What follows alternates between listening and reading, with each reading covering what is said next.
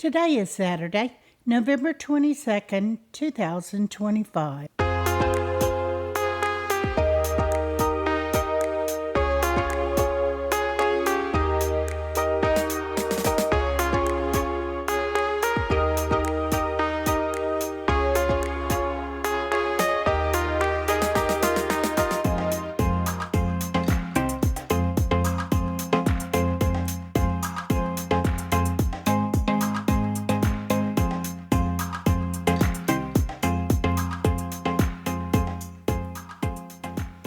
Welcome to the Survivor Fans Podcast. I'm Joanne. And I'm Stacy.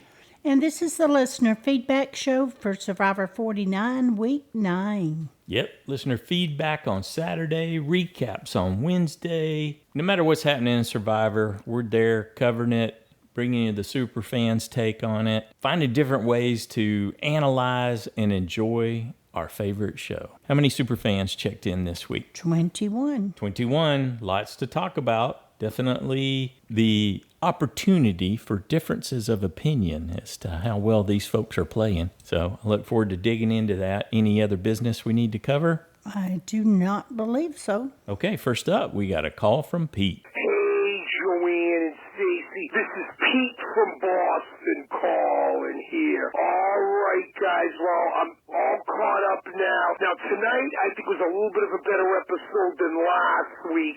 Somewhat disappointed in the outcome because I wanted to see a blind side. But I'm going to let out a great big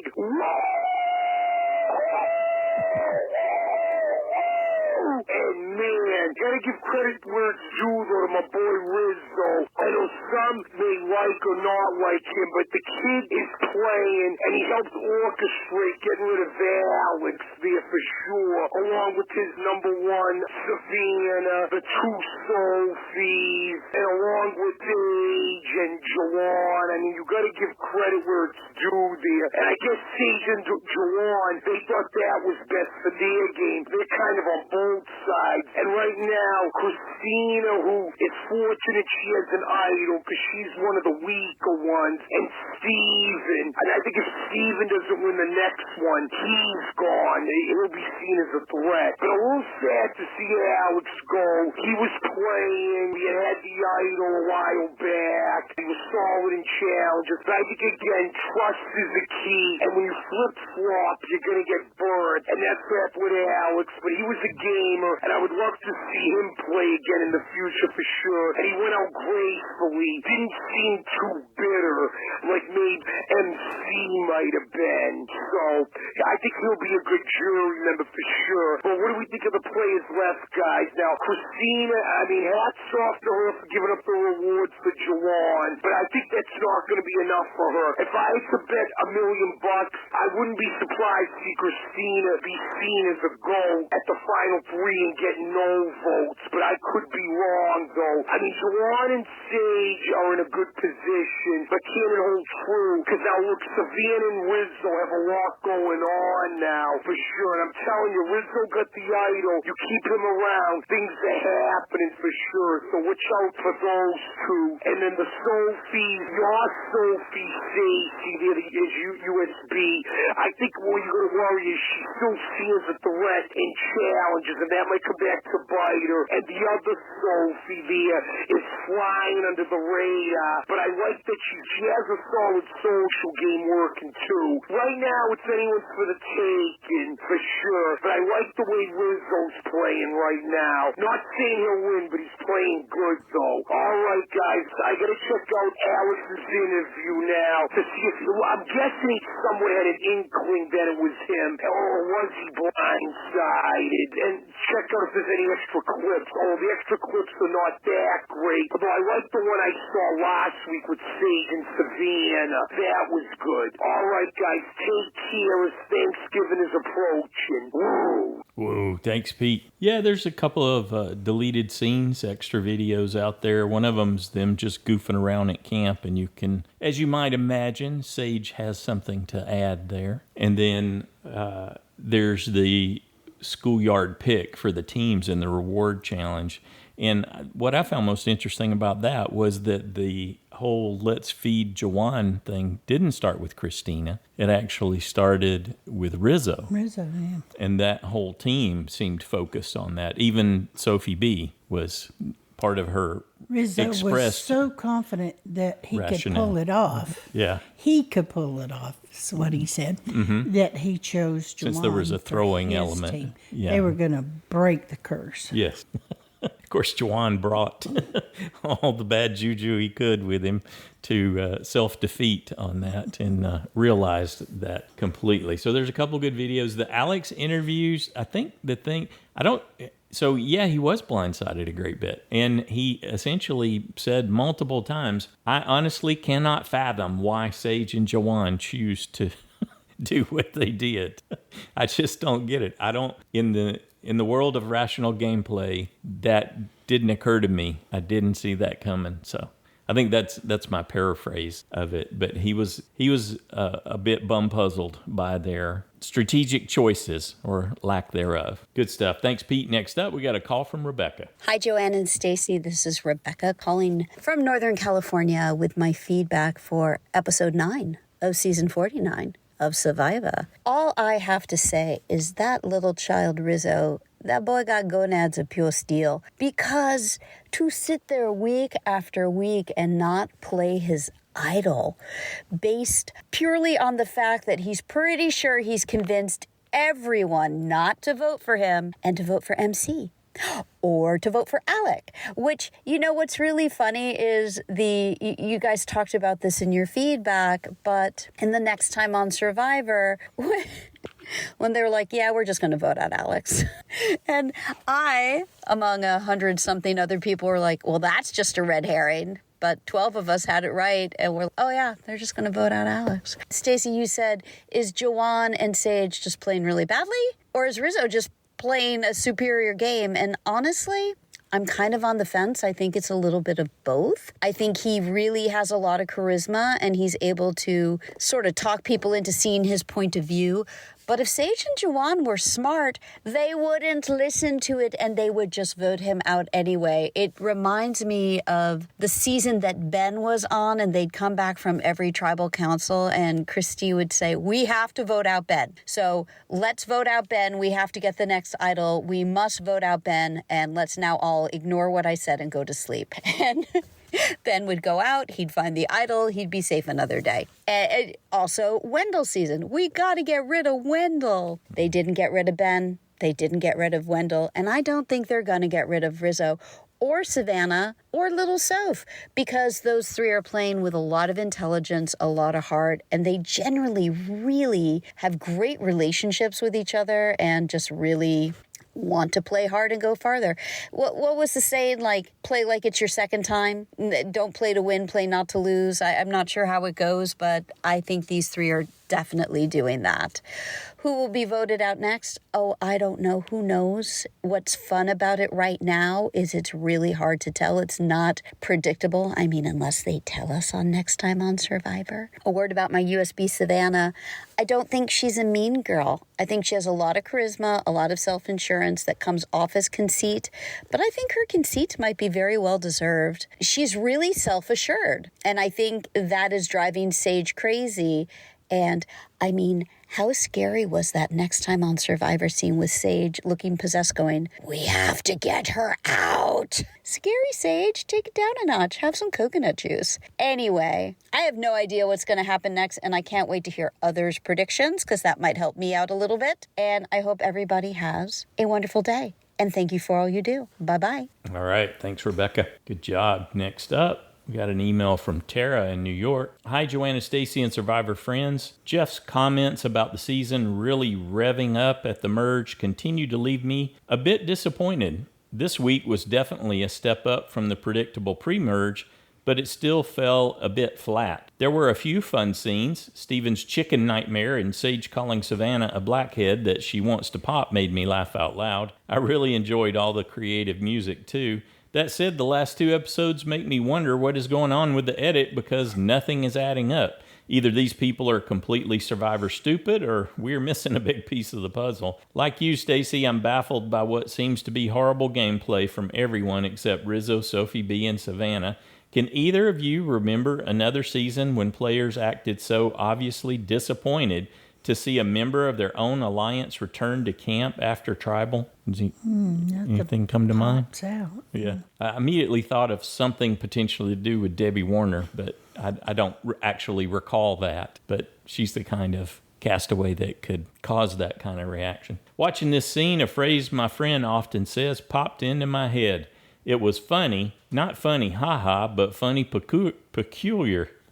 In his, yeah, we could take a moment to analyze my goofy pronunciation. In his exit interview with Rob C., Alex hinted that Sophie S. was disliked, but we haven't really seen that, so the tribe's reaction was wild. Yeah, he said that in another interview too, I think in the parade interview. Later, he said that it was because of her mat talk. You know, when they come into the challenges, things she would say while they're standing on the mat, that actually garnered her some dislike and something like when else. They thought she was going to cost them their reward. The food. The food. Yeah. I don't think it was so much that as some other things. So she must have been trash talking, something to that effect. Anyway, later at the water well, Christina tells Soph the full plan to split the vote between Savannah and Rizzo right down to the number of votes for each. With the edit we've seen, I can't believe Christina would be foolish enough to give away the whole plan to the other side. Then she says that Sophie B is an easy number who just wants to be on the right side of the vote. That's not even close to what we've seen. Yeah, but the perception, right? It's all about the perception. Like when Rebecca was talking about how Savannah's not a mean girl. Well, the perception is clearly that Savannah is a mean girl. Lastly, Sage and Jawan's actions left me the most confused. Jawan talked about being the king shark, ready to go after his target, complete with Jaws music. We've also seen that Sage knows how to play and control a vote in the past. Everyone still describes them as the most powerful duo in the game, so why would they completely throw out the obvious plan to flush the idol once again? Even though I'm more impressed by Rizzo each week, I simply can't believe he's that good. It just feels like we're missing something. I wonder if the tribe might view Rizzo like their goofy little brother, bumbling his way through the game like he waddled to the ocean in flippers instead of seeing him as a strategic threat. So it could be the Xander effect. If that's the case, I wish we could see it. Hopefully we will get some clarity next week. The preview looks crazy, so I'm crossing my fingers for a great episode. I'd love to see Sophie use her knowledge as power to shake up the game and get Rizzo's idol for herself, but it's probably just wishful thinking. Otherwise, Sage and Jawan could be in trouble. I've lost safe points for 2 weeks in a row, so can't wait to hear from everyone else. Thanks for everything you do, Joanne and Stacy. Have a great weekend, everyone. Thanks, Tara. Good job. Next up, we got a call from Pat. Hey, Joanne and Uncle Stacy. This is Pat calling from the dark desert in California Saturday morning early. Wanted to say I liked this episode. It was good. I liked the challenges. They were a little bit different. And I was happy to see my ex-USB Sophie last so long. But saying I was happy to see her is kind of crazy because I dropped her for little Sophie. And this episode, I was thinking, oh my gosh, I dropped Big Sophie for little Sophie, and little Sophie could possibly go home. But she didn't, I was glad. It was just, I guess, throwing votes her way. But I gotta say, Rizzo, for being kind of goofy and whatever, I think he really has a pulse on the game. And, I do have a question for you, Stacy. What is your opinion on people not taking him out with his idol? Because I listened to your feedback, and I don't think you really covered what you thought about them not taking him out. So, if you have time, maybe you could go over that 20 more times. Just kidding. I thought it was funny. I didn't see Alex getting voted out, but I didn't really have a clue this episode who was going out. I don't know if that's good or bad. I don't know if that's on the production or not, but I just didn't see Alex going. Speaking of people getting voted out, last week, MC, wow, when she walked in, she was gorgeous. She was shining.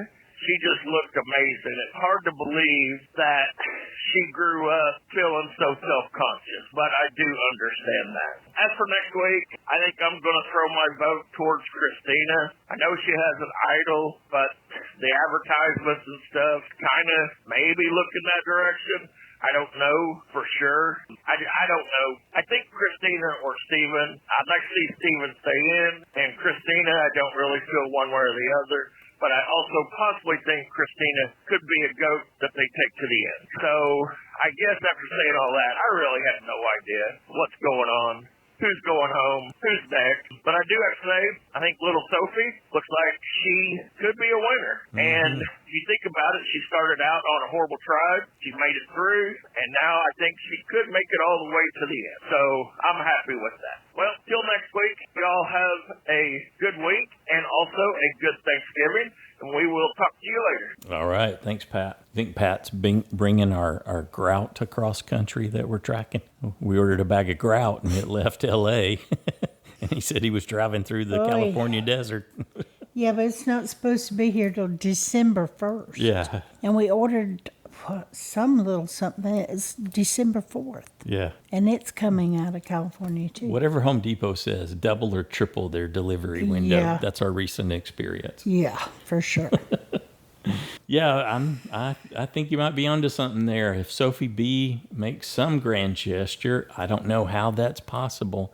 What could she possibly do that could merit her a lot of game-winning like attention? But she could be on her way to a win for sure, Pat. I agree. Good job, buddy. Next up, we got a call from Brandon. Hey there, Joanne and Stacy. Brandon from Indiana here with my thoughts on the latest episode of season 49 of Survivor. Apologies for missing the last 2 weeks. I keep missing the deadline. I keep sleeping in too far on Saturdays. So that's why I'm sending it in today on Thursday after just watching the episode. I had to skip it on Wednesday night due to a concert. If you ever get a chance to see the band Dury, totally recommend them. As far as the episode goes, man, there was a moment in Tribal Council where Sophie, the one with the E still remaining, mentioned being beyond high school Survivor and now into graduate level Survivor. And I'm just going to say, if we're using the education metaphor, it's tough to think that many of you passed the 3rd grade reading level. Yeah. It's no one's voting for Rizzo. Everyone's talking a big game about gotta get out his idol. But then when it comes down to it, we're just doing votes that don't make any sense for that. And he's just calling their bluff, and it's working every time. And now the numbers are such that he doesn't even need those extra people. He doesn't even have to convince those extra people. His little team of 3 can come out and at least tie. I don't know. I guess that would be a bit of Culpepper math, because at that point, when you add the extra vote, there's 9 votes now. So 4 still isn't the majority. But man, it seems like a lot easier now for that trio to just keep pushing through. The next on Survivor seems interesting. They really are teasing stunning, crazy play. We'll see what happens. I'd be curious if that's just the jury reacting to the fact that Soph maybe took Christina's idol, but I don't know. We'll see. I thought for a second when they were reading the votes, man, it'd be wild if this knowledge is power just goes out without any effect in the game other than watching it as a viewer, because so far knowledge is power as an advantage has kind of been a dud in American Survivor. The idol stealer in Australia's worked, but because we've complicated it, I guess people just hold on to it. I'm so curious to see if Soph uses that. That's the big thing right now that I'm looking at, is who is Soph going to eventually take something from with this idol, because the further we go, the more it seems like the only place you have to steal is from your own team, and that doesn't seem like it makes a lot of sense unless you're fully turning on them right at the end. It would be wild. I don't know if there's an end point for the knowledge is power or for the extra vote, because it would be really cool if we get down to, if these 3 are going to push through and they're going to start knocking all these others off, it would be really interesting if right at that turning point, Soph could just steal that extra vote and take control for herself. But we'll see. I'm very curious where this season's going. Definitely a better episode of Survivor than the first half of the season. Still enjoying it now, and can't wait to hear what everyone else has to say. All right. Thanks, Brandon. I think because it's an advantage that plays on the other advantages, it's got that same expiration point at a minimum, right? You couldn't use it against a hidden immunity idol past 5, so it effectively expires. There are no advantages or... Because They expire at 5. So. Yeah. Therefore, by transitive property, it's done at 5, most likely. Good deal. Thanks, Brandon. Next up, got an email from Crystal in Santa Rosa, California. Hi, Joanne and Stacy. Would somebody please tell Rizzo that being on Survivor isn't meant to give him a never have I ever statement for future parties? This is getting ridiculous. My hope now is that Sophie B steals the idol from him just to end our suffering. I think the other players would also give her points if she makes it to the final 3 and did that gameplay. I finally realized why Savannah bothers me so badly. We saw part 2 of Wicked last night, and she is the type of person that thinks she's Galinda. Only problem is she has no Elphaba, and I really need a flying monkey to carry her away now. I haven't seen any of the Wickeds, Yeah, but me either. I like the idea of a flying monkey grabbing Savannah. The Christina Jawan reward segment was genuine. It won't help her in any way, but it was real. I was happy to finally see him eat. The rice really needs a comeback. I'd vote for that. Steven is so adorable with his space facts. He totally deserves that win. But then again, I have always cherished Brain over Braun any day. Alex had a pretty meh game with the whole playing both sides too long strategy, so it was not a big woohoo boot for me. Some questions I have that you guys might help with insight. Why aren't they in the water much this season? Bacteria? Algae bloom? Fear of Jake Snake? That's interesting. I wasn't factoring in that last one, but mainly it's because nothing's happening. What do you mean? In terms of the water? Well, they have a water challenge next week. This coming week? Yeah, this coming week. I don't know that she meant that so much. She just meant in general at the tribe camp. Mm-hmm. But since that is Snake Beach, that could be a factor for real. But It would be for me. more times than not, it's just that there's nothing happening. There's nothing that contributes to the storyline of the episode. So they're not showing them. Yeah, it's just like they do not show all the times that they're hunting for idols and advantages where they find nothing. We hear every season about people spending hours and hours, days worth of time hunting and searching that never found anything, and we never saw them search it, a bit. Why did all the memory games go away? Did people think they were boring? I loved them, and it was a good mix-up with more physical challenges. Plus, it's a good lesson for younger viewers how nutrition and sleep fuels the brain. Remember story time with Jeff? Ah, the good old days. I might write the On Fire show and ask that too. Yeah, definitely do that. That's it for me this week. I'll just go click the Savannah vote off box now.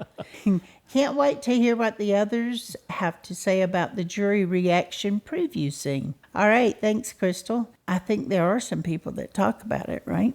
I don't recall. Okay. We'll have to find out. Okay, we'll wait till the end. Did you have any response to any of her other questions? Oh, on the memory games, we have seen like small variations on that, but you're right, it doesn't show up as much as it likely should. Yeah, it would offer, better balance to They things. do like to switch things up, I think, and sometimes they'll drop things for a while, and then, just like the auction, and then it's more special when they bring it back. I think that's why they do that kind of thing. Yeah, and well, the other thing is that when you're not really sure why things are viewed the way they are, you tend to overcompensate. Management will always swing the pendulum far one way and then swing it far back the other way. And so when you get someone like Fishback, who can easily off the top of his head come up with a scheme to remember 7 or 9 different combinations of things, it seems unfair when people scream how unfair it is when you get someone with great memory capabilities to come in and crush a challenge. So I don't know, it could be part of that too. Thanks again, Crystal. Next up, we got a call from Chris. Hey, Survivor fans. Hey, Joanne and Stacy. Hey, Uncle Jeff. I hope y'all are having a great week. Joanne and Stacy, I love your show. Thank you so much for all that you do. I really appreciate it. I was just listening to this episode and it reminded me of what somebody said, that the opening song is kind of like Good Night at the Roxbury. And it is in the sense that I dance myself crazy when I hear it. I liked the Uncle Jeff familiarity. And the payoff where Juwan got to go to the reward, that was great. I would say the name of the person that sent him there, but I'm not a super fan. I'm a super casual fan. Steven was having chicken dreams, and I was wondering if the chickens recognized him. Did y'all know that crows can recognize people? Like the folks that deal with crows in scientific settings and take their young, they have to wear things that cover their faces because when they go to their car, they could be attacked by other crows who can communicate with these crows. I don't know if I believe it or not, but let's talk about space. Stephen did great talking about space, and y'all, I did impromptu in college. And I was a big, huge fan of the manned space program. And when I would go to other schools, I'd go to their libraries and I'd see the books that I wanted to read. And when I went home, I requested those libraries through the, interlibrary system and got to read them. So that was great. But when I was competing, I didn't have much to talk about except the Brady Bunch and the space program. So I completely get padding time talking about outer space. Steven is cool under pressure. If you can't bring the right stuff, bring the right substance. Gosh, that was a great film. Also, I wanted to talk about how much more sophisticated the game is now. Joanna Stacey, have you realized, Survivor fans, have you realized how much more sophisticated the game is now? I can't hear you. I did like how Uncle Jeff decided how he did want to hear more talk about space. It's a good topic. Regarding your question, do I give credit to Rizzo? Yes. I had him as a vote out, and he managed to stay in the game, so I give him all the credit that he deserves and more so. That's a moral victory. I think that they had a pirate ship opening that we never got to see. We see hints of a pirate ship in the opening credits. We certainly see the ship in the glorious tribal council setting, and I'm wondering if maybe that's where the castaways were exposed, so they couldn't use it. Have a great week, everybody. Okay. Thanks, Chris. Next up, we got a call from Anderson. Hey, Joanna Stacy, this is Anderson from North Carolina calling with my feedback for week 9. I gotta keep it short. This was a great week. Didn't lose a safe point. I played bold. Congratulations, Stacy, for not losing a safe point this week. And bye. Okay. Thanks for checking in, Anderson. He did not lose a safe point. He played bold, and he's happy I didn't lose one, That's too. right. There we go. Good deal. Thanks, Anderson. Next up, we got a call from David. Today, I put on an absolute masterclass of a performance. It was absolutely cinematic. Hey, Joanne and Stacy, this is David in Pittsburgh. And the first thing I want to talk about is what you said, Stacy, about is this good playing on Rizzo's part or bad playing on the rest? I really do see it as a combination. I see Rizzo as playing like he's going to swing for the fences, and if he's out, but he's making, 3 times in a row, he doesn't play his idol. That takes a lot, nerves of steel. But then look at Juwan and Sage. They really remind me of Laurel in the season with Wendell and Dom. She kept talking about making a move. And she kept saying it throughout almost the whole season. And she never did. In fact, the only move she made was decide who the winner would be in the final. So now we're getting Juwan and Sage. We're top dogs. We're the power couple. And they don't pull the trigger. So I don't see those two going to make it to the end. And I'll tell you in a minute why. Let's talk about Steven and Christina. Wow, did they blow that? Here comes Sophie back, and finally her eyes are open that her teammates, who she thought she was in alliance with, were not really happy to see her coming back. If I were one of them, I would have gone up to her, taken her aside later and said, oh my gosh, I'm so relieved that you weren't the one voted out. I was so concerned about you. But instead they just sort of sit there glum like, oh, MC's gone. What happened? Why MC? So Steven and Christina lost Sophie's trust. There goes one ally. And then later they tell Soph that they want to get Rizzo out. And And then in the tribal council, they both voted for Soph, as Christina said, collateral damage. I think that's Soph crying in Next On when she realizes that the two put votes on her. So I think they've lost another ally. So back to Master Rizzo, who did to Alex exactly what he did to MC, and Alex was voted out. Joanne and Sage keep talking about pulling the trigger, and they don't. And Savannah keeps winning immunities. I think at the next tribal council, Soph is going to use the knowledge is power because she found out that Christina has the idol. And I think the game is going to flip again. But now the bottom three are really with Soph and Sophie at the top. Anyway, I am having fun, and I can't wait to find out what happens next week and what the rest of the Survivor fans have to say. Talk to you guys next week. Bye. Excellent. Thanks, David. All right. We're thinking alike there, David. One of the things Alex said was when they came back from that tribal council, they had already been asleep. So they were a bit out of it when the returning group came in. And that was part of the reason they were having trouble processing the MC vote out. And then, of course, he also mentioned, too, that Sophie S. wasn't particularly liked, so they were really confident that she was going. So in combination, I guess those things really helped them muddle that up. Good deal. Thanks, David. Next up, we got an email from Addie in Arizona. Hey, fellow Survivor fans. Overall, I was pretty disappointed by this episode. For one, there was an amazing opportunity for Jawan and Sage, who is my USB, to pull a move and flip the game on its head, but unfortunately, they're just too scared to actually play the game.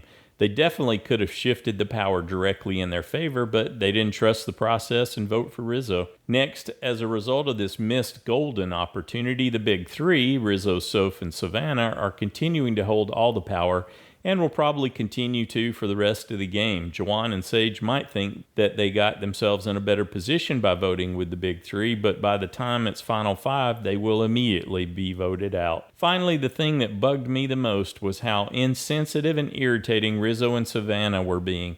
Rizzo was telling almost everyone on the island that Alex was playing both sides hard, which wasn't really shown in the way that the producers had been editing the season so far, yet that was exactly what Rizzo was doing. And then Savannah, on the other hand, kept finding excuses to be egotistical, especially in the immunity challenge when she was taunting Sophie S. However, even though they're both villains, I have to admit that they're playing a really skillful strategy. Unfortunately, I don't think anyone else in the merge stands a chance against the big three, and they will most likely end up at the final tribal council.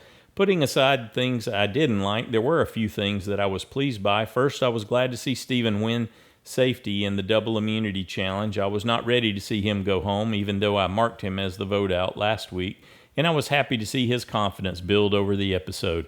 Additionally, I appreciated Alex's humility when he was voted out. He handled it really well, and I liked his joke that he made when he was grabbing his torch.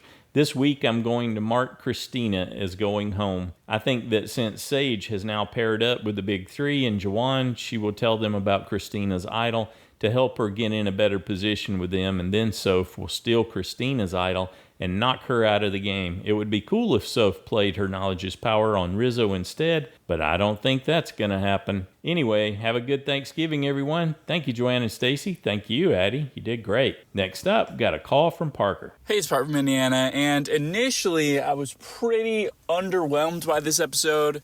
I mean, I thought it's okay.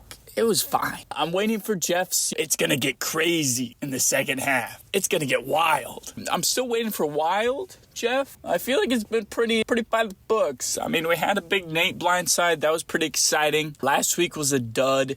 And this week, while it's not what I wanted to happen for sure, I feel like the Alex vote makes more sense than the MC vote for sure, because yeah, someone playing the middle is dangerous, and he did have a very good social game, and he was very likable, and being a politician, maybe he does have a good chance in a final tribe. So it kind of makes a little bit more sense. But the thing is, just because an idol is good to the final five does not mean that person is safe to the final five. Do they realize that? Do we need to tell them? We'd be like, hey, you can write down Rizzo. And it might work. Sometimes you just got to take the chance. If he plays it, shucks. Back to the drawing board. At least we flushed the idol. That's a tough one. Tough loss, but we can regroup from this. Instead, they're just, let's not do it. Let's do something else. Something stupid. That's what we'll do. Right now, I don't see Rizzo winning the game. I see him sitting in the final 3, but I don't see him winning. I think he's a losing finalist. To be honest with you, the narrative that I see right now is Savannah, Rizzo, and Sophie Bellardi sitting in the final 3. And I don't think that even though we're getting Savannah and Rizzo shoved down our throats, look at these two. Aren't they the best thing you've ever seen? It's clear that Sophie Bellardi is the winner out of that 3. And I think that's where the story is going. And I think that's what we're seeing. I don't think that Rizzo's going anytime soon. I don't know if he's even going to need to play that idol because maybe he just isn't that big of a threat after all. I don't know. I will say this episode was a great episode for Jawan, for Steven. Not strategically, but memorable moments. Great for them, which I really loved. I thought that, dude, Steven had a lot of highlights here, and so did Juwan. And again, reinforcing what I said previously, where Savannah's the only one that's, this Juwan guy sucks. Everybody else is, he's great. We love Juwan. If he sucks, why would Christina give her reward to him? And then everybody else is, dude, take it.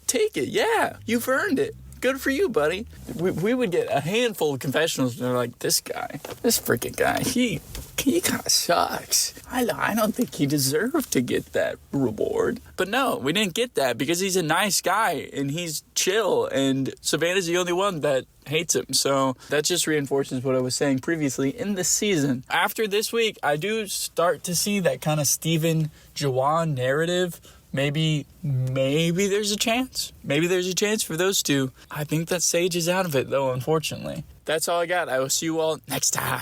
Excellent. Thanks, Parker. Next up, we got a call from Shahin. Hi, Joe and Stacey, and to all the Survivor fans. Hope everyone is well and safe. I am doing this record on a 10 p.m. delivery. So is my usual routine on a daily basis, actually. But today is a very busy day because we're packing and we're moving again. We're moving to Melbourne, back to Melbourne for day 3. And we're settling down there. My wife nearly 30 weeks pregnant, so not far off from having a little baby girl. So we're getting very excited. Here's some cars. It's a lovely 20-ish degree night episode. I don't know if this is like season 47 where we have the case of good players and incompetent players both combining, because I do think that season was like a very good framing of how you can have 4 players and be simultaneously terrible at the same time. So for me, I think Rizzo did play it okay, but I do also think that we've got a really disastrous class of players that are just making a symphony of errors. And I don't think the players from the 30s or 40s are like, think about like a Tony,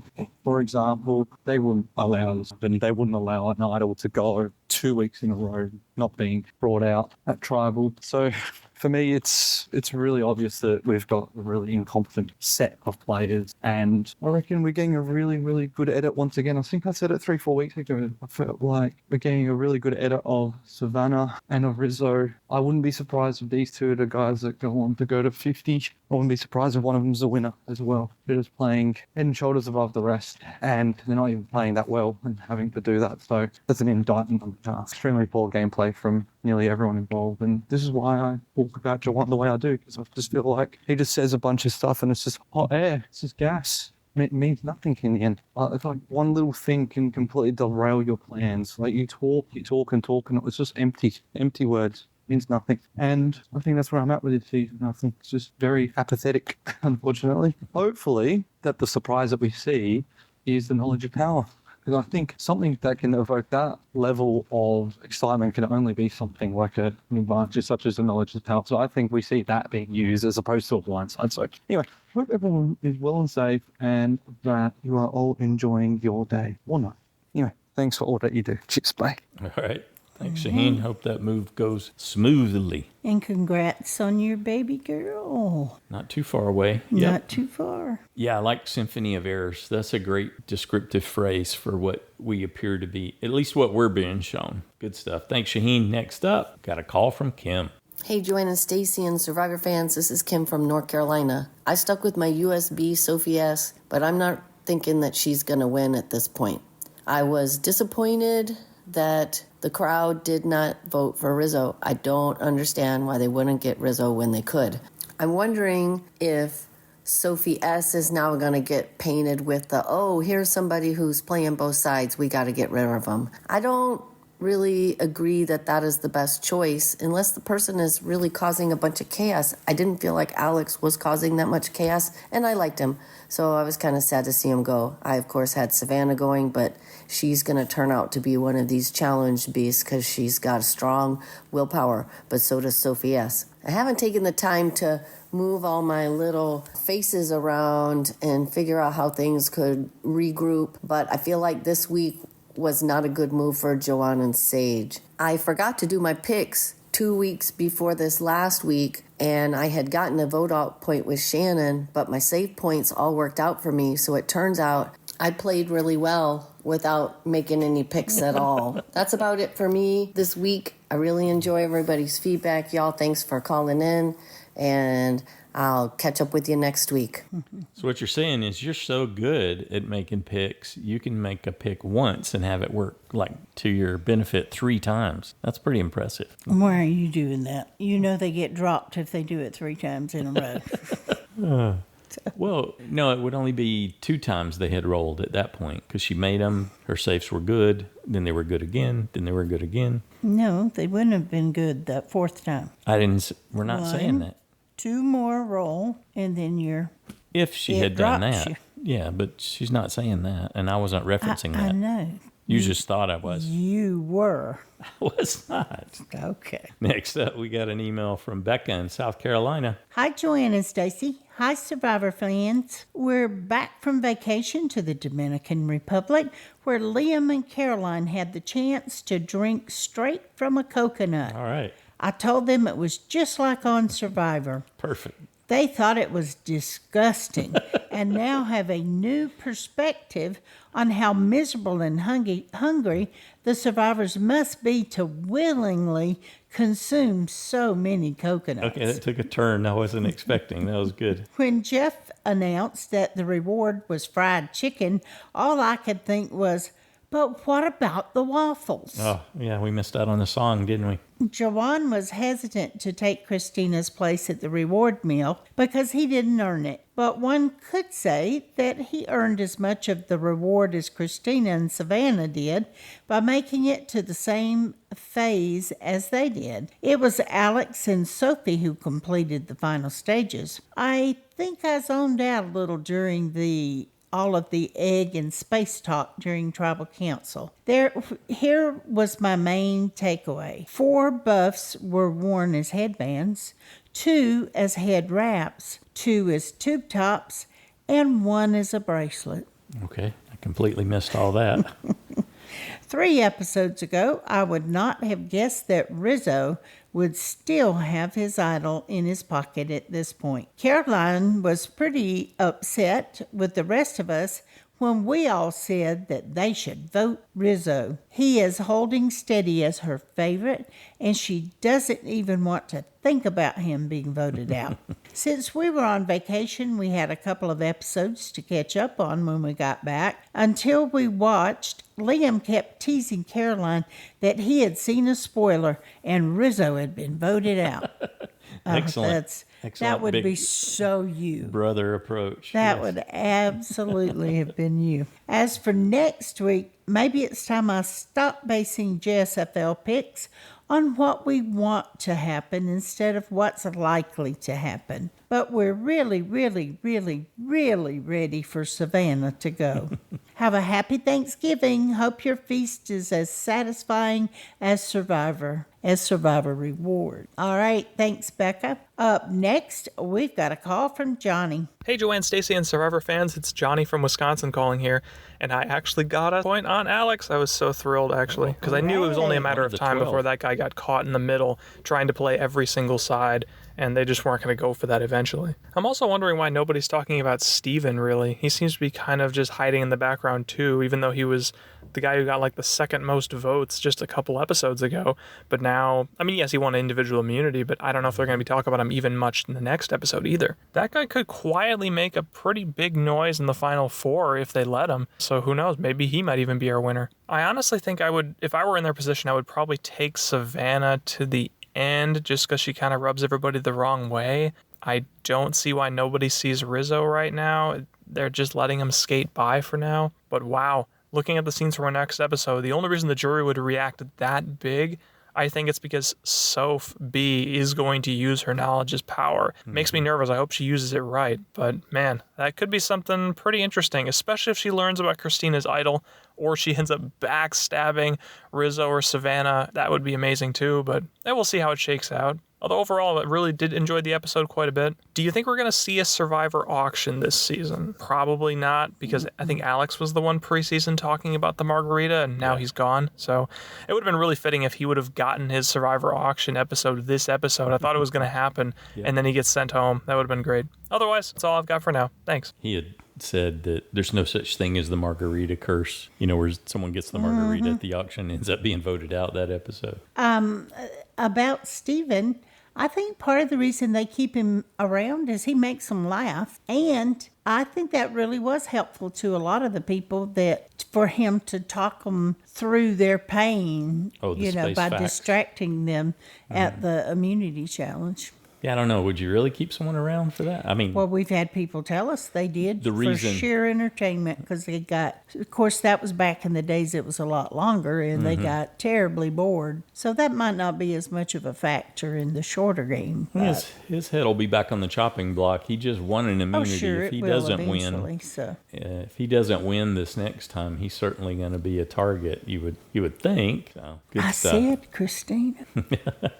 Good job. Of course, I did this week too, and it made no difference. Yep. Good job, Johnny. Next up, we got a call from Justin. Hey, Joanne and Stacy and all the Survivor superfans. It's Justin from Michigan. I find it interesting that Juwan decided to target Alex because he was playing the middle with some heavy influence by Rizzo. But Juwan and Sage are clearly also in the middle. Juwan and Sage were supposedly working with Alex, Christina, and Steven, and they also supposedly have jumped back with Rizzo, the Sophies, and Savannah. I guess you could claim Segretti was also in the middle, but from what we were shown, she was clearly with Rizzo, Savannah, and Sophie B. It's just funny that was part of his reason is, we got to get Alex out. He's playing the middle. Well, they should be taking you and Sage out if that's a reason to target somebody at this point. For me, yes, you do target people who are playing both sides, but closer to the end. For now, you want to use those people. As Joanne and Sage, I would have used Alex. You can still target him. So this is how I would have done it. I would have said, okay, Alex, Christina, Steven, we are all voting Rizzo. And then as Joanne and Sage, we also vote Rizzo. So that's 5 votes Rizzo. So now the same situation plays out on Rizzo's side. Joanne and Sage act like they're with him, even though they're voting with him. Rizzo either is bold enough to not play his idol and goes home 5 votes to 4, assuming Savannah doesn't get wind of it and doesn't play her extra vote. So Rizzo goes home. That was part of what Juwan wanted. He wanted Rizzo gone, and he ended up flip-flopping back to Alex. But here's the thing. You can get 5 votes on Rizzo, 4 votes on Alex. If Rizzo gets wind of it and plays his idol, Alex still goes home. You still get your desired result either way. There was no point of putting votes on Sophie B. Just go 5 votes Rizzo, and then the other 4 go Alex. If Rizzo plays his idol, he's safe, Alex goes home. That happened anyways. If Rizzo doesn't play his idol, then you get a target and an idol out of the game, and then you go hunt for that idol like heck the next day. Now, with Alex out, it's Christina and Steven on the bottom.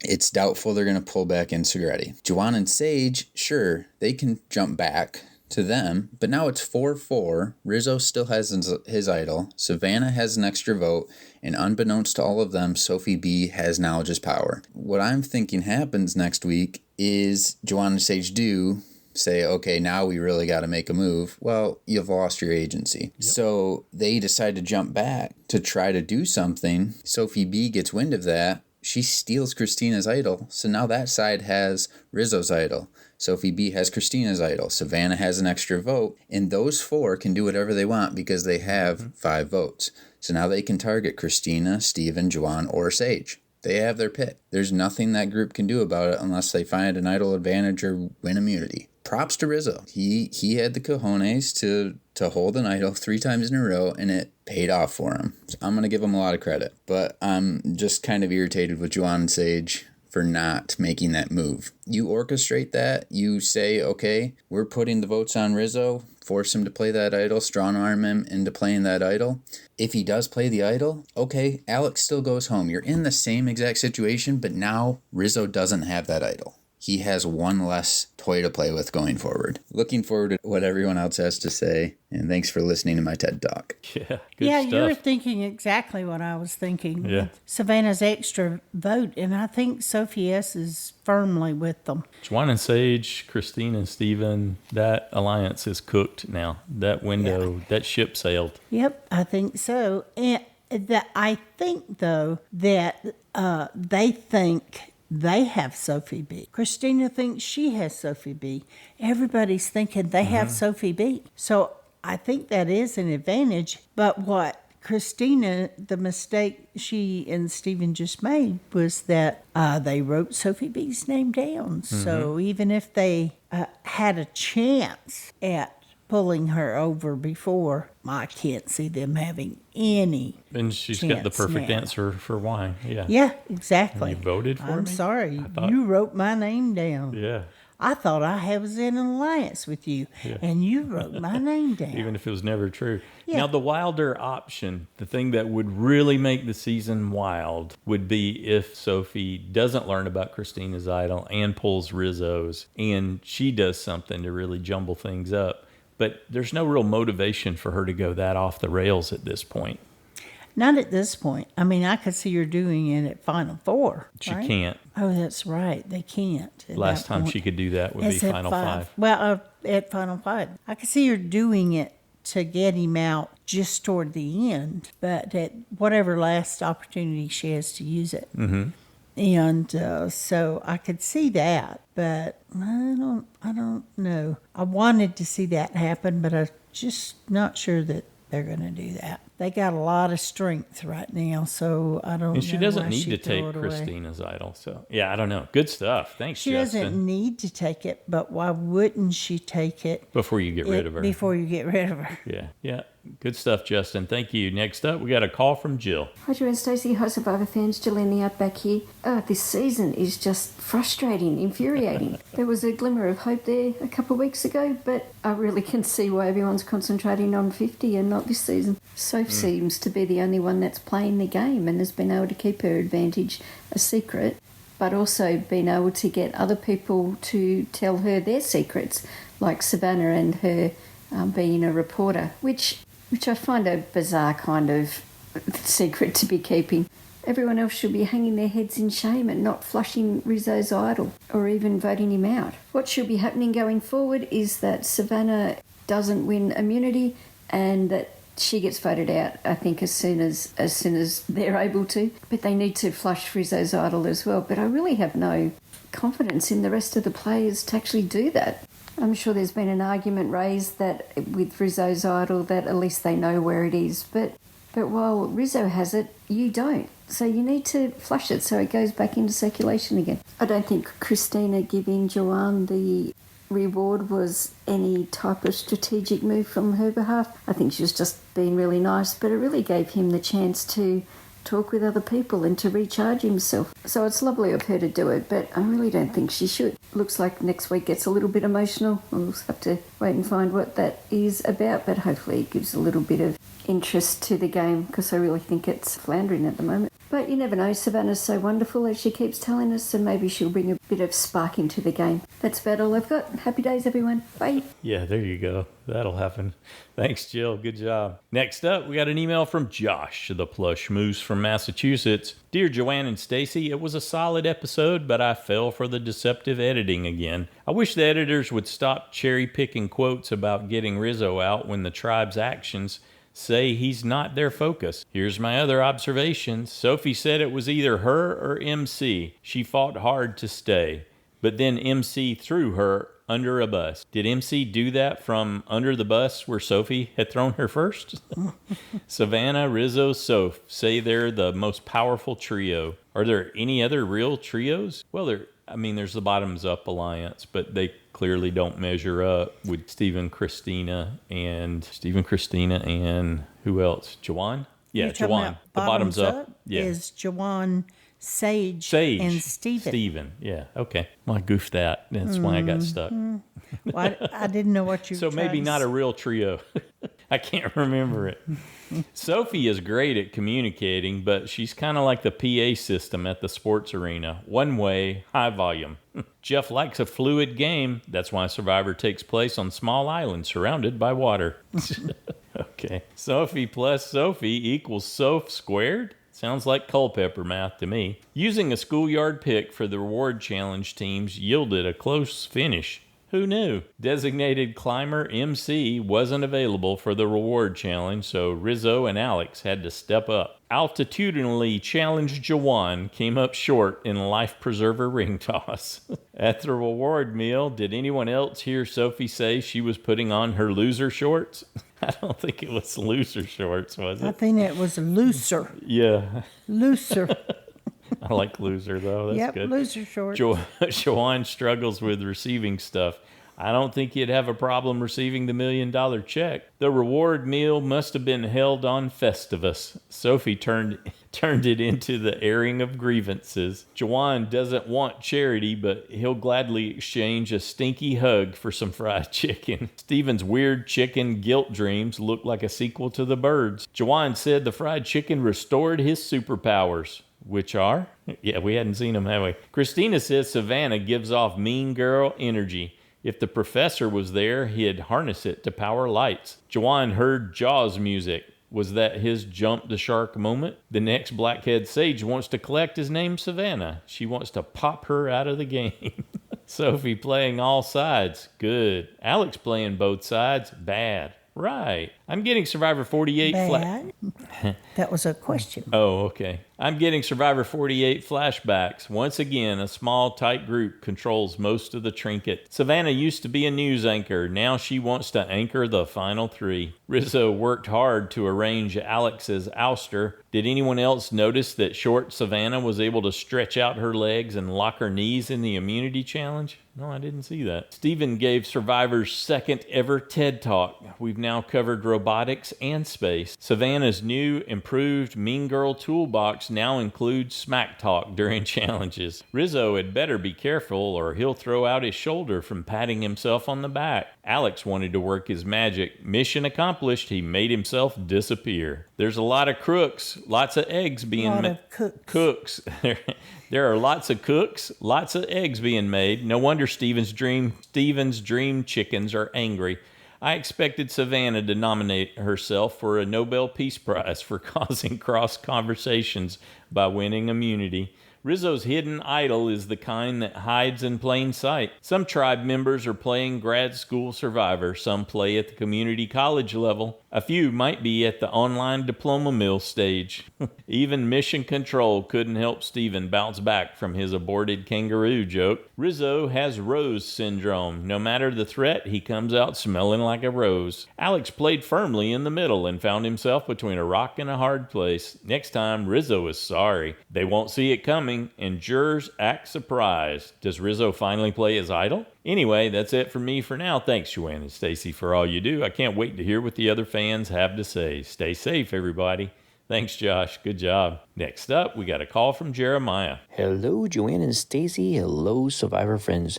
This is Jeremiah here with my feedback for this week's episode. An episode that I actually overall, I did enjoy it, mostly because of the fact that I didn't see this coming, and apparently a lot of people did not see Alex being the one to go out. I mean, this guy really screwed up because he's in the middle.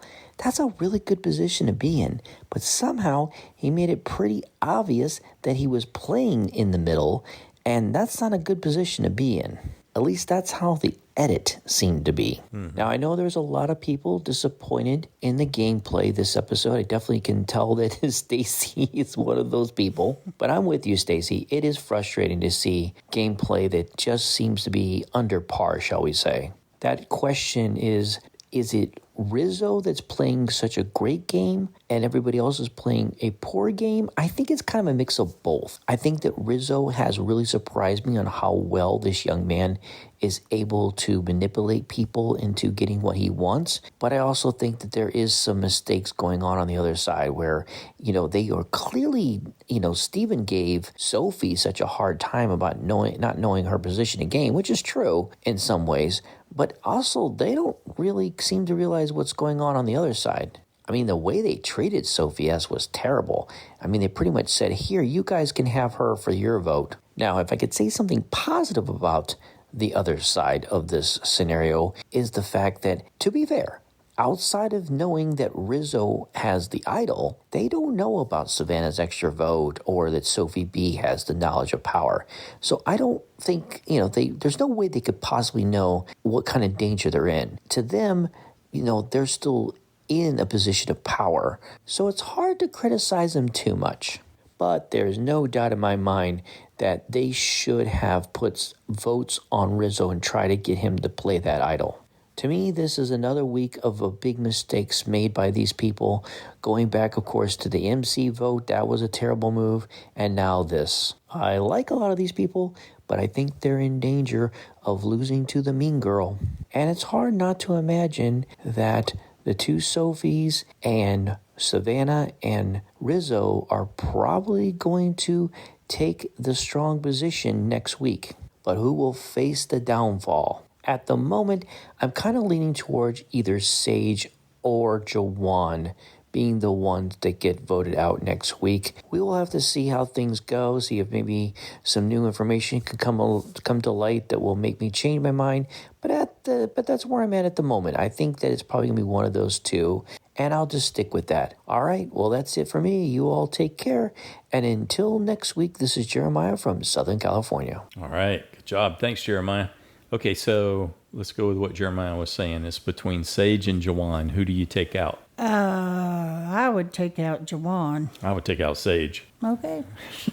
I think Sage is an actual strategic threat. I do not believe Jawan is. Well, but he can be more wishy-washy. Yeah. And so that means you leave him in because he adds less. I kind of wanted him. How many times have I put him as a vote out? So that's different. Yeah. Yep. I'd say she's a bigger strategic threat, probably even a bigger social threat. Well. Yeah, I don't know about that. I can't tell, though, because Jawan seems to have this pity social threat based on what we saw with the whole food thing and how Rizzo was playing it up. Steven was agreeing. Sophie B jumped on that bandwagon. Christina was just the last one to actually make it a reality. Well, to get him you would fed. think she would be very upset with him after she gave him fried chicken, her fried chicken, and then he left didn't her out of the vote vote. with her. He left her hanging.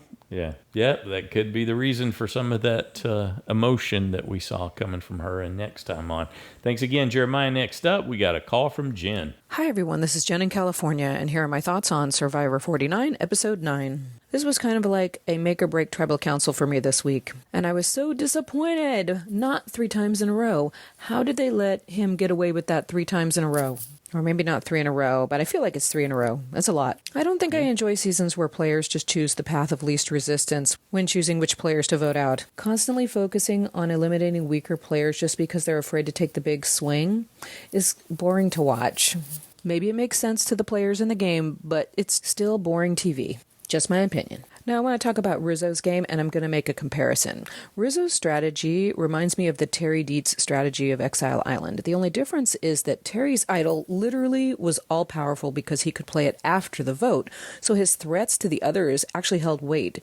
There was not a bluff in Terry's threats. Someone was 100% going out of the game if they voted for him. So somebody needed to sacrifice themselves to get Terry's idol out of the game. Rizzo is talking very big, just like Terry would talk. He goes to tribal council, and right out of the gate, he reminds everybody that he has an idol, and he's definitely going to play it tonight. But the difference is Rizzo's posturing is all a bluff. He truly has no more power in the game than anyone else just by having the idol. The only power he has is that of smoke and mirrors. It's a 50-50 chance that he's taking, and he keeps winning. They just need to call his bluff, and no one will do it. The most exciting seasons have players that will take the big shots. I thought Joanna and Sage were more bold than they are. Christina's playing bold. Steven's playing bold.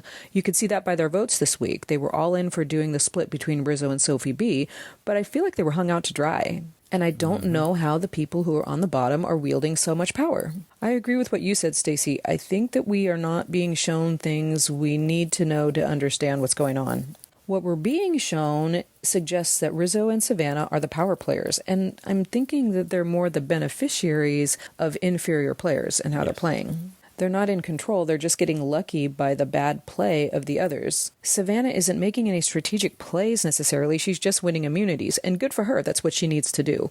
Rizzo is just lucky that no one around wants to play bold. You could argue that he's playing bold, and I'll give him that. He has no real power, but he's throwing his weight around and throwing everything against the wall that he can. The fact that we can see that he really has no power and is just getting lucky, that's the frustrating part for me. Everyone sees through his game, but they just continue to let him skate. And they thought Alex was the bigger threat? I'm not buying it. I feel like I'm missing something here. I actually just re-listened to what I had already said, and maybe I'm wrong about Terry. Maybe he didn't talk a big game in the past. I don't remember so much about that season. I just remember the absolute 100% extreme power he had by having that idol, and that made him untouchable. And I think Rizzo's suggesting that he's untouchable, but he really isn't. It's not the same. He doesn't have that level of power. And Yule had the all-powerful idol too. This isn't the same as that. Anyway, that's it for me. I can't wait to hear everyone else's thoughts. Till next week. And Terry Dietz had Aris chirping in his ear constantly too. So there was a much bigger adversarial battle going on there. Well, the other thing is, I don't even think Savannah and Sophie were completely paying a lot of attention to all the stuff Rizzo was saying until after, till it was time to go. And Stephen had immunity, and then they started going, okay, maybe we do need to go for Alex. But they didn't seem to be. He seemed to be. You said trying Savannah to and have Sophie? Yes, that You he mean was trying to have which to. Sophie? His Sophie. Okay. His Soph. Sophie B. Soph. Yeah. Gotcha. And the trio. That he seemed to me to be having a little trouble convincing them in the beginning. They weren't paying too much attention until after. They really didn't see Alex as being a threat in the middle. Yeah. So I guess they were absorbing it, but they might have just went along because, again, that was the path of least resistance. Right. It wasn't really worth fighting for someone else that was a bigger potential threat because Stephen had the immunity. 'Tis true. Good stuff. Thanks, Jen. Good job. Next up, we got a call from Paul. Hey, Paul's back in Louisiana, and it's good to be back here amongst Survivor friends. So first off, since I missed last week, all I can say is, holy cow, they got rid of MC. I'm still rocked by that because I really thought that she was going to make the final three. But let's focus on this week's episode, where I have to say that I completely understand where Sophie S. was coming from when they all got back together at camp after Tribal. I mean, come on. At least fake it that you're happy to see her. How every single one of them handled that just set Sophie off, and rightfully so. I'm just happy that she's managed to get her eyes open while she's still in the game. Most times it happens when you're walking off to Ponderosa. And speaking of Sophies, am I the only one who can't keep track of which one is Soph and which one is Sophie? The last name letters worked so much better for me. And I lost my USB this week. Oh well, to be honest, I didn't think that Alex would win, but there was still a chance, and honestly, there were just too many points for me to forfeit by switching to another player. And had I changed to another player, it would have been MC, so yeah, whatever. So let's get to the meat of the matter here. Rizzo and Savannah.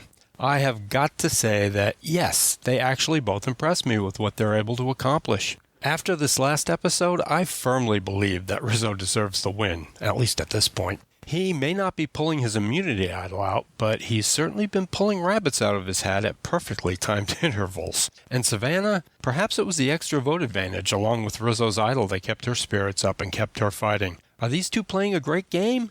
Well, in terms of this season, I certainly think they are, but when compared to earlier Survivor seasons, yeah, I'm going to call bullocks. These two are each playing adequate games, but it's who they're playing against that's making them look like they're geniuses.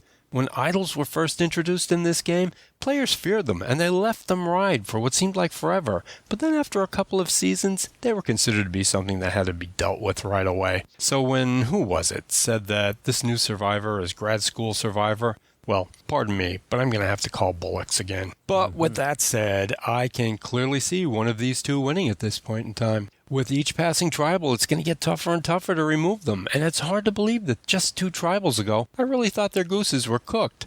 And if either of them, or both of them, make it onto Survivor 50, they're going to find themselves outgunned instantly. Their fellow players this season are just making it too easy for them. It's almost like the Rob Zombie season all over again, where the players were afraid to think or act on their own. So, who's next to go? Well, I have no clue because I'm thinking that logic is out the window, and I do not put any stock in what I see on the Next on Survivor clips. I've been misled by them too many times in the past 20 years. Maybe we should ask Rizzo who's going. And lastly, I hate to bring this up, but I have to wonder, how many blackheads does Sage get a month to be able to keep them in a jar? Ew. Sorry about that, Joanne. Catch you later. Bye. You got a good face reaction on that one, Paul. Grimace. Uh-huh. So what are you thinking? I think Justin pretty much nailed it. It's the surprise will be Sophie B taking Christina's idol, which somehow gets told because she's going to be emotional because of being left out of the loop. I would prefer it was Sophie B taking Rizzo's idol, but now doesn't feel quite like the time for that. Mm-mm. And she hasn't lined up enough with other people. It would be a big move to dismantle them and take them out, but that seems like it's gonna be the case. And that group, the Sage Jawan group, has with Steven and Christina, they don't know it, but they've already lost. They don't by have failing any to power. act. They're outnumbered on the math is not in their favor anymore. Well, they don't know Savannah has an extra vote, so they're in the dark. They think they're 4-4 probably, or that they can if they want to flip on the trio plus Sophie S. We have the benefit of watching all that play out. It just really looks like there's a 5-4 vote against Jawan, Christina, Sage, and Steven. Well, yeah, I think Sophie S has made it plain now that she's not with the other group anymore. Mm-hmm. I mean, she was gathering information from each one, and I don't know, maybe she can string it along a little, because they really do need a good solid 5 or they think they do. Mm-hmm. They don't know it would even be a tie if they got that, but I'm not sure those other 4, they look pretty comfortable. Yeah, we may already have our final 5, and now we're just going to watch Jawan, Christina, Sage, and Steven Who's the make 5th? Exit. Sophie, yes, the 2 Sophies, and in the Who's the 5th? Yeah, gotcha. I'm with you now. Steven, but they'll take him out. He won't win the final 5 challenge, and he'll Take go. my Steven with you. Yep, that's what I'm leaning towards. So if that's the case, who do they take out? Jawan, Christina, Steven, Sage. Though I think since Stephen just won immunity, they might be more threatened inclined by to him. put votes on him again because he caught votes before. So and because especially if Sophie B took Christina's only power away, which is the idol. Yeah, and then you take Stephen away. Yeah, then she's got nothing. They don't need to take her out, really. Right. If they took Stephen, Jawan, or Sage. Then is she going to be a goat? Yeah. Either a goat She's or never they been a can threat get her to win whenever. a challenge. Yeah. Yeah, because she hasn't won any individual challenges. But neither have Juwan or Sage, have they? Yeah, so maybe they take her as to Final Five because she's going to be the most beatable. Yeah. So see, we're already talking Rethinking ourselves out of Christina next week. So I just thought, initially that if you take somebody's idol, you want to vote them out because you don't want to have to deal with them. You don't want to have to face them. You don't want to. You don't want the blowback from that. So it's easier to just vote them out. So I could still see that being possible. But I think the more strategic move would be Stephen, Juwan, or Sage. Mm-hmm. If they didn't turn on Rizzo, which would be the ultimate. She would get so much credit for that. Yeah. But then they might not let her get to the end. We haven't been shown her having those connections enough to pull that off. Because she would look like an even bigger, or she would look like the same in the middle threat that Alex did. Both coming from Kella. I don't think so. She's a way better actress than Alec. Mm-hmm. So, and they seem to just buy everything she's selling, and that she's just playing it really under the radar. And That's the key. Very humble and very. Yeah. And we know she's not. Right. So, but she's playing it good, really good. I haven't given up on the season or anything like that. I am immensely disappointed that they missed that opportunity 3 times in a row, and I think that does speak to their inability. Really? It makes me wonder, was Probst somehow backhandedly making fun of them, talking about how advanced, coaxing them into talking about how advanced the gameplay was at this stage, when in reality he's just highlighting the fact that it's not?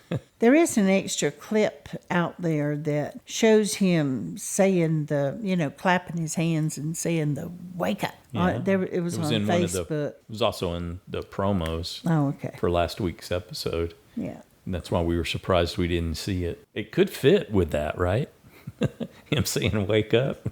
You're not advanced at all. Wake up. Yeah, it wasn't. It was, who was talking? I think it was Sophie S. But anyway. Yeah, I guess right now I'm going to go with Steven. Yeah, I think that's where I'm leaning. You just want to get rid of my new USB? Yep. I think he's the biggest threat. Because I'm ahead of you. He's Savannah's biggest threat, and that's why they'll target him. It's not Sophie S. Sophie S. hasn't actually been a threat since that one individual immunity she won. They pretend it is because there's a face-off between Savannah and Sophie S., but really it's Steven. But really, if anybody ever wanted to get Savannah out, they need Sophie S., I think. To help make sure she doesn't have immunity. To go up against her. That'll make it a little more interesting in the next vote if Savannah, and it's unlikely she will, but if for some reason, if she's vulnerable, then that could make it a little more exciting, I guess. Good stuff. Thanks, everybody. We appreciate you taking the time to send in your thoughts and predictions, your analysis, your observations. We love hearing that and hearing what you thought about the episode. We also want to say a huge thanks to Scott and Hope for your donations. We greatly appreciate that. Helps out with the operational costs of the podcast. Thank you so much. And if you play in JSFL, don't forget to make your picks for one person voted out and 4 people who you think will still be in the game at the end of the episode. Okay, I'm excited. I want to see what happens, where all these emotions go, and see if Sophie B really drops the bomb. Looking forward to Wednesday, and we'll be back with our recap then. Yep. All right. Have a good one.